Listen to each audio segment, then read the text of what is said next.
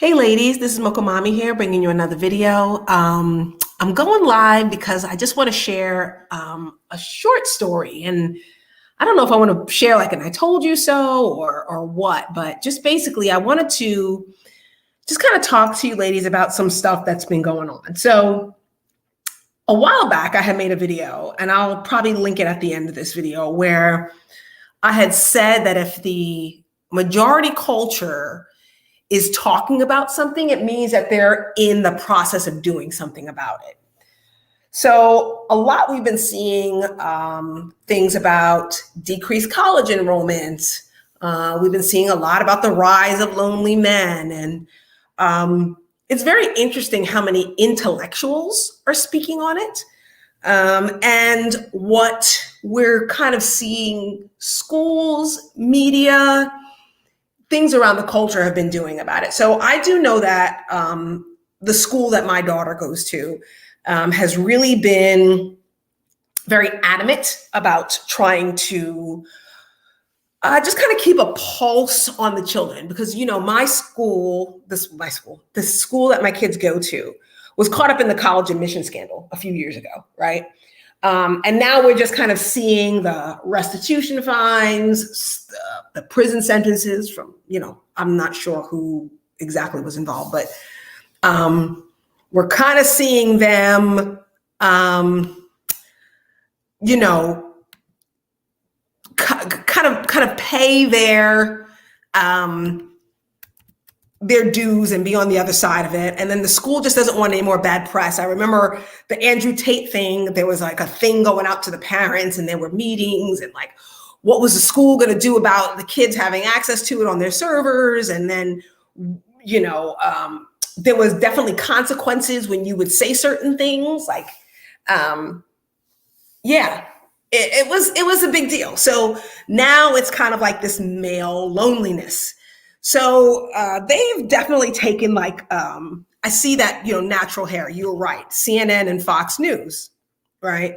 But it's been kind of being talked about more in the conservative circles a lot longer. The Psychology Today study, and then also some of the major think pieces on this, like the Mike Rose of the world, who's a Fox News contributor. In fact, his show Dirty Jobs came back as a result of people wanting to have more men involved in the workforce. So some of the conversations that have been going on really was linked to boys' access to digital media and digital products, and the things that were kind of warping their minds of like basically high school boys. And I know that the middle school meeting, from what I understand, I wasn't there, it got like a little bit more heated because it started online, and then they wanted a meeting, and then so apparently the middle school was way more heated when it comes to this stuff, because they were wanting to limit the use of cell phones while on the campus. Now, that's very hard in the state where Uvalde was present, where there was a lot of chaos after that. God rest those parents and those poor children, what happened. We're still really living in the ramifications of that as well. So parents not wanting their kids' phone to be taken away, but yet the school saying how they want less screen time. They want less screen time because they really feel that is some of the things that are bothering the boys. And the Fox News article that Natural Hair talked about, that was very much a part of it, right? Now, one of the things that they had talked about was the use of ornography, right? Ornography. So apparently our school server had kind of cut down on that quite a bit. Accessing it from if you're using the school's Wi-Fi, what you're able to have access to, and things that were shut down. But then the cell phones, if you're on your parents' cell phone network, what you can get access to. Again, when my husband was working with the boys' JV team, one boy had access to it, and it got shown in the dugout. And then that had consequences because people were using their cell phones to upload their productivity in the dugout, or how many hits, how many runs, how many at bats they were taking. They were using it to upload into apps that would help market them. And then cell phones got banned from the dugout. So yeah, lots of things were happening. The girls were TikToking in the dugout. There's some TikToks around there floating around with my husband, because he was a dugout dad that one year, where they were all dancing, because apparently that was a TikTok trend where kids and coaches were all dancing. But anyway, yeah. And they're like, did you know Papa can dance? I'm like, of course I knew he could dance. We used to dance. We didn't just like get together and have you guys, like, we do things like, but anyway, yeah, it was really interesting how, the school's really been trying to kind of tamp down on boys' access to pornography while they're on school grounds. And then warning parents about it, disseminating that information to parents, having consequences for it. And interestingly enough, a lot of the coaches, now my husband is not the dugout dad this year. I think just it's a good idea when your kid is in that eligibility window for like collegiate sports, because you can sign letters of intent in 11th grade here in Texas. It's a good idea to be out of the dugout, because then because there's a limited to what they can say to coaches versus what they can say to parents. So him stepping back, us hiring an outside private batting coach, and he's expensive, Lord. But, just because we're not in that coaching role, but still making it a point to still be involved. Now he still has his little side business that I help with administrative wise. There's really not much I can do on the field anymore. Once they hit about 11 or 12, there's really not much I can do, So administrative wise, I just kind of help out with like booking appointments, texting parents, keeping things involved. And one of the things that they've been doing, around a lot of the private batting lesson coaches, is they will give you a free lesson if you give your Xbox remote, right? So let's say you get a package of 6 batting cage sessions. They'll give you a 7th in exchange for your son's Xbox remote. Now, my husband was like, no, I'm going to ask for the HDMI cable. I don't want them, because they can have several remotes.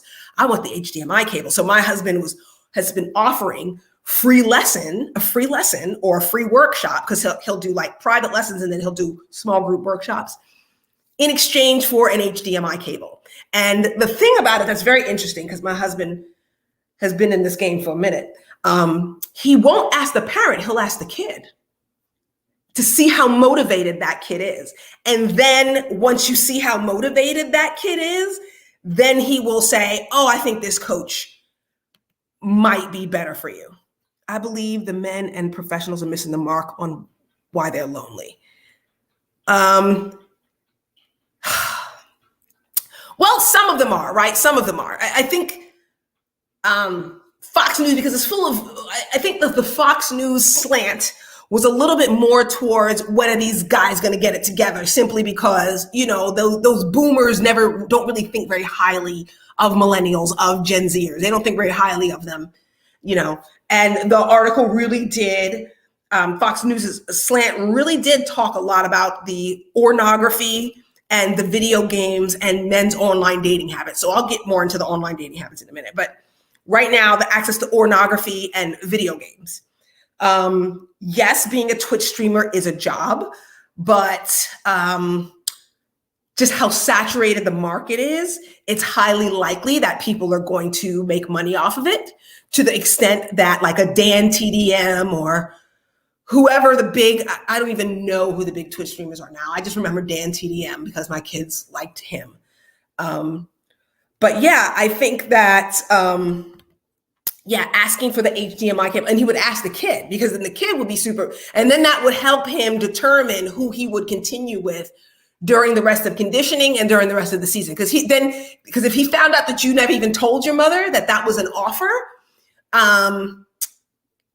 then you probably should just go to another coach, because he only has very limited time. He would refer you out. But the people who would, the boys who would give him the coaxial cable, or the girls who would, take some time away from their phone or use like the app apps that would cut off social media, like Minimalist and all those other apps that kind of, he would give them, like free lessons and things like, and the girls who didn't, he would know that they were less serious. And that way he could prioritize his time better. And I'm all for it. I'm all for it, because it's not like this is really doing anything like that pays any big bills, and it does help us whittle down which young people we'll concentrate on. And we've had some kids go to the next level, and he says the reality is the boys who give up the video games are often in a better position. Their grades go up, their performance goes up. And so like there's been talk around incentivizing them taking off of video games, because a lot of these boys will just fall into this video game world, not have any friends, not have any teammates, not have any alliances. And then by the time they either enter into the workforce or go off to college, they've never developed those social skills or a strong social network. And as much as men love to talk about their options, really by the age 24, a lot of men's social circles shrinks dramatically. So not just among women, but their other male friends, because women will be,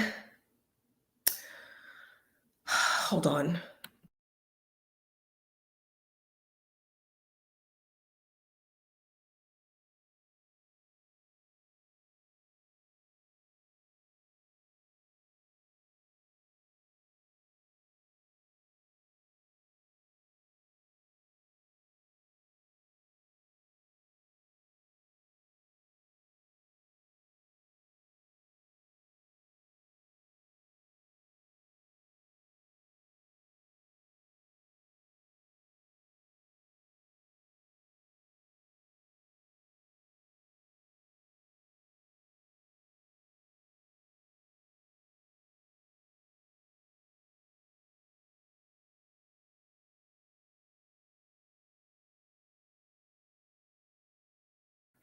Sorry for the delay, but women will be more, by the time they turn 24, they're a lot less likely in the clubs. They're a lot less likely in places where it's not going to benefit them long-term, right?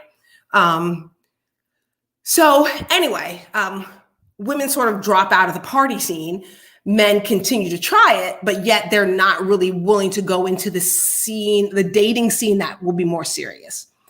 So a lot of times these guys by 24, 25, they're kind of really not having a lot of social outlets, not a lot of professional alliances that can really help propel them forward.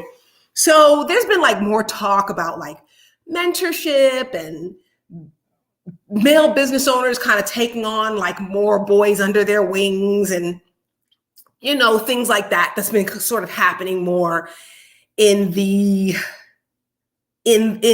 sector, because we know what the real problem is. The real problem is that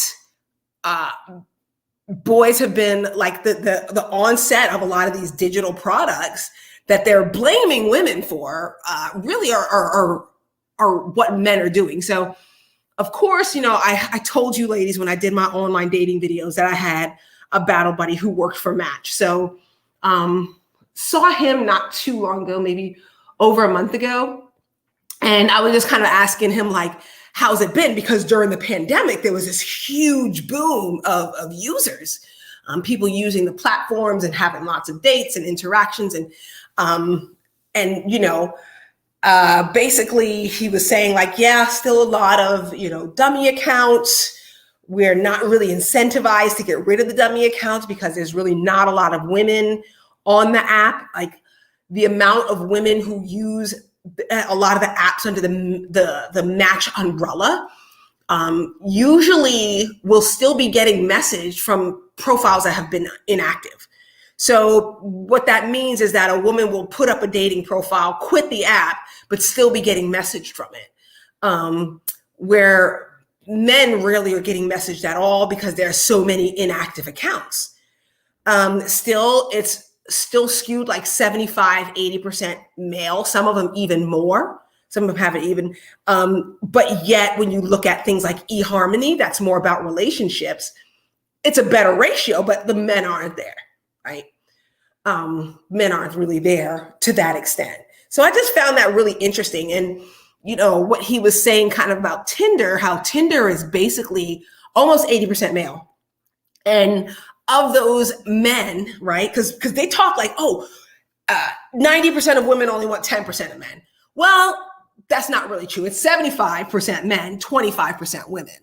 And then what happens is that Tinder optimizes the men who are on the higher paid tiers. Okay. So if you're on a lower paid tier or free trial, you likely won't get any play, right? They'll just keep on matching you with dummy accounts or women who are in the ex-worker industry, right? They'll contact you. But for the most part, real women aren't hardly even seeing your profile, much less rejecting you. They're not swiping left or right. They don't even see it, right? Because Tinder optimizes the profiles of the guys who pay the most to be on the app. So then what that then happens is that retention rate is still very low. I still think that Tinder still only has like a 23% female retention rate, right? So it's something like if there are, if there's 75 men and then 25 women, well, we'll say 23 women because there's a lot of dummy accounts. 10 of those women will not come back, which creates more dummy accounts, right? So there's just a lot of things that are going on where men are really putting their self-esteem, their insecurities, and everything is very, very tied up in these apps. And they're not even interacting with a person. They're interacting with an algorithm. And they have no idea. Like, they're so angry at women when really there is this huge corporate system that's basically marginalizing you because you chose that during those formative years when you should have been learning about yourself and building those friendship circles and creating those connections, you chose to play Xbox.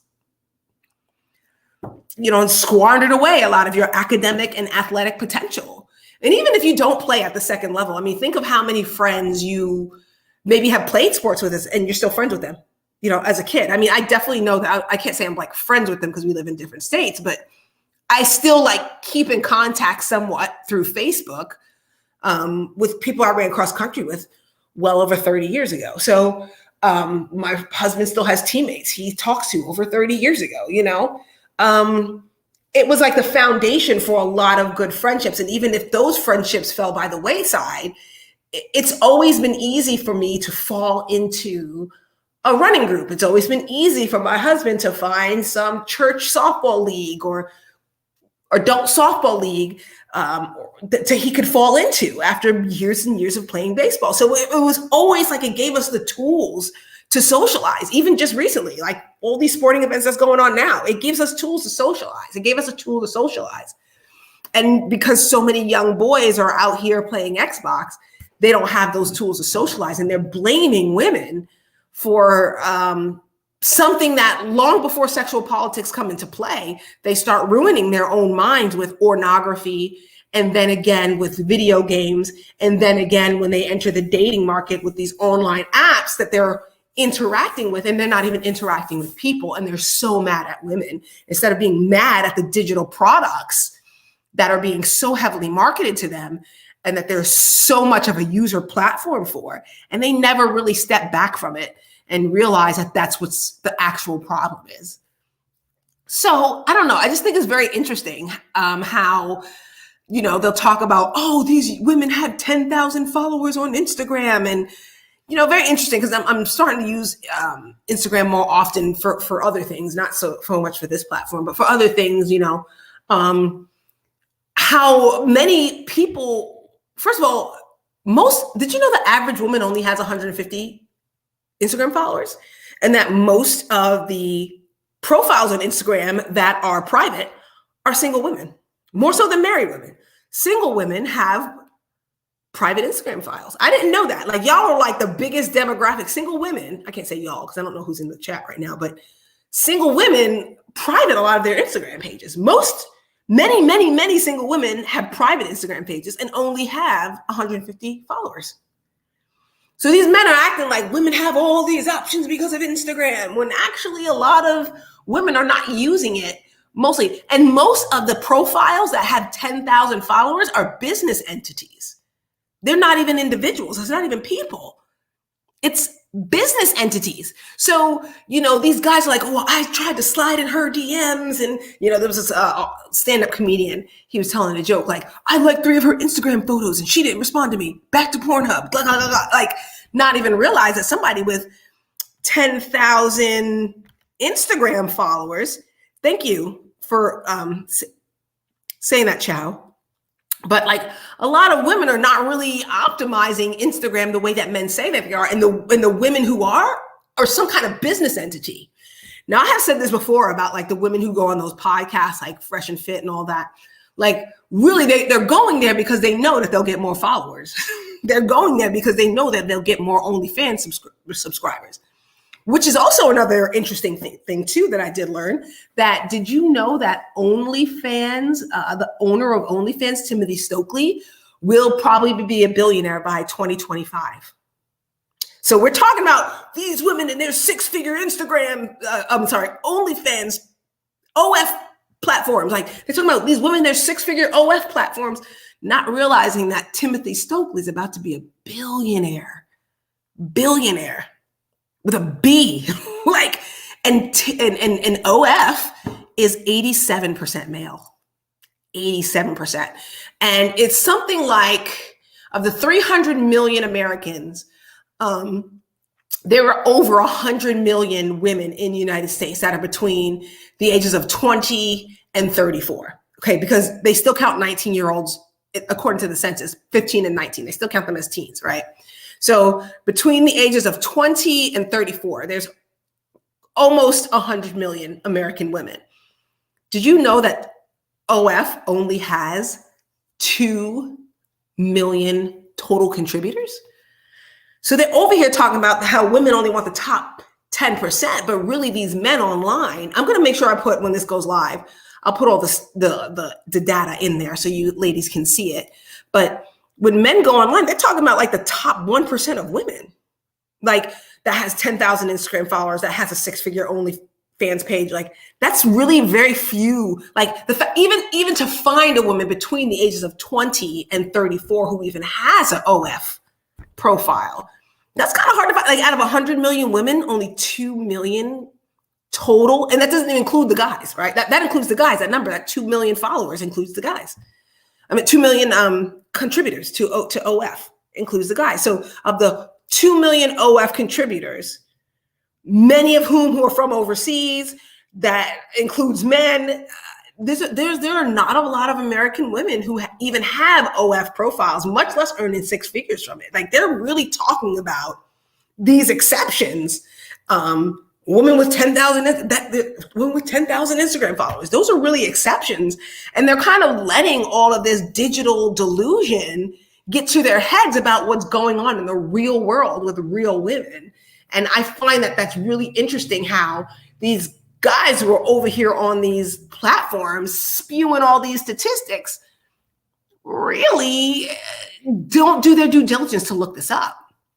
But I just figured I'd just come out here and say that, and just to let you ladies know that there are good guys still out there that are not over here watching tons of social media and watching tons of podcasts. They're actually out here doing great things and socializing and have good social skills. And I just really want to encourage you to not be involved in too many of these conversations. It's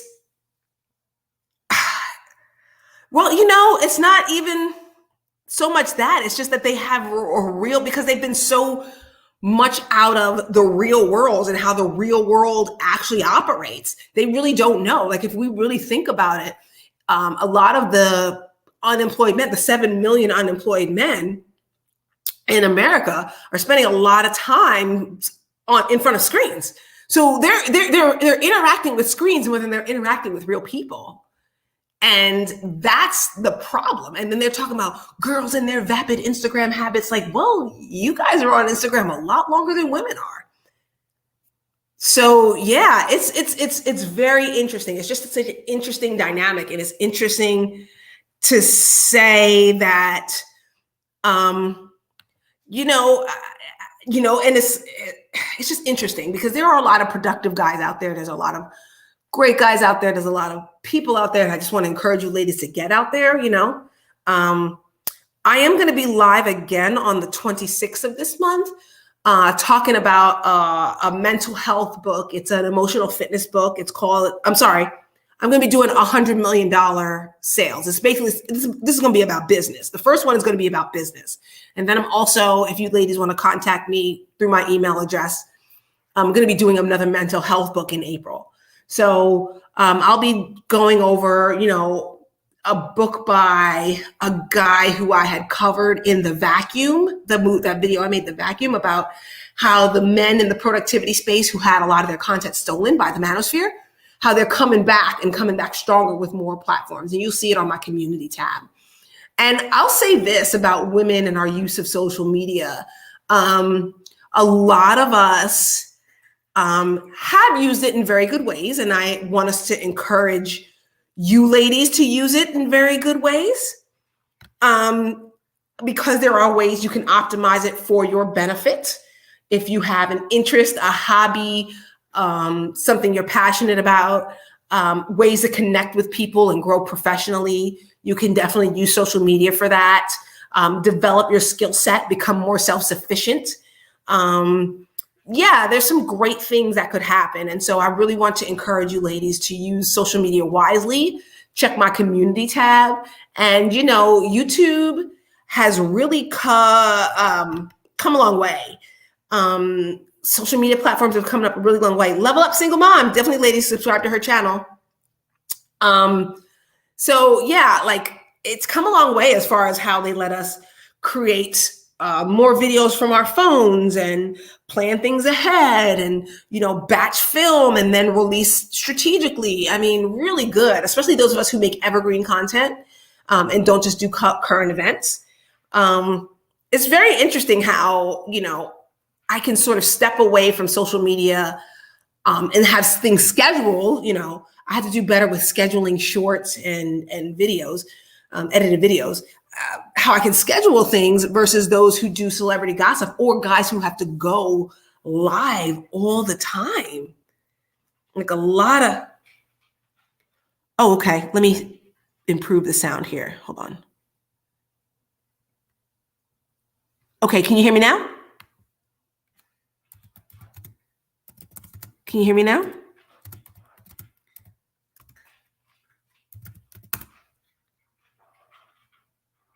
Okay. Let me try to refresh. But basically, social media has some really incredible opportunities for you ladies. Definitely, I've been seeing a lot of classy clapbacks from the trad wife space. Shout out to them, shout out to the, Sew Rowena, the sewing queen, and Beautiful Nesting Garden. Apparently these guys have been all up in their space talking about modern women, but yet these women are definitely not pygmies and don't throw women under the bus. And they've made it clear to say, like, hey, we're not going to put up with this in our space. So shout out to those women, even Angela, the Ugandan content creator, when they talk about women being crazy and her snapping back. I'm going to do a video on the classy clapbacks that I've been seeing. They've been really, really epic. And also too, Roy Lilly's dealing with difficult people. Another thing I want to bring out there. So ladies, I just really think this is going to be your time, right? Really your time to get out there, really your time to make social media work for you, really use social media to your benefit and stop having to defend yourself against people who really don't have a lot of real world experience, because a lot of them really don't, and they can't put their experience into context because they're on screens for so long, so much of their lives, and they're not making anything out of it. And then they're blaming that on you when they've long before they enter the dating market or the sexual marketplace, they're already messing themselves up, with these video games and pornography. And people are exploiting that, particularly other men. The more productive men are exploiting that. So make the most of it. Tune in with me on the 26th. I'm going to have Black women making money, and we're going to be talking about business and sales. We're going to be doing the Alex Hormozy $100 million book. Just really use social media to your benefit. I've been showing a lot of ladies who have monetized their hobbies and launched businesses. And there's some great opportunities now that the technology is beginning to evolve. It's the technology is really beginning to evolve so that you can batch film and edit and release things strategically, and it's been a real blessing. It's been such a blessing. To reconnect with people who can have an impact on your career. So ladies, use social media to your benefit. Don't end up in these digital delusions and dusty conversations. There's plenty of women out there who are combating these narratives. I'll make sure I put the sources to what I'm saying in the chat so you ladies can look it up and do your own due diligence. But I just wanted to encourage you ladies, like, hey, there's some awesome opportunity out here on social media. But once you step away from having to defend yourself from dusties, you're going to really find a whole world opening up to you. So I just want to encourage you ladies to read more, get outside more, meet great people, because there are some great people out there. So I just want to congratulate you on how far you've come with your new goals and new resolutions and how far you have yet to come. So I just want to encourage you ladies, don't fall into digital delusion, but definitely work on digital mastery and be your best self. And social media is a tool that can help you do that. So I'll see you ladies later, and I hope that I see you in my live on the 26th. Have a good evening.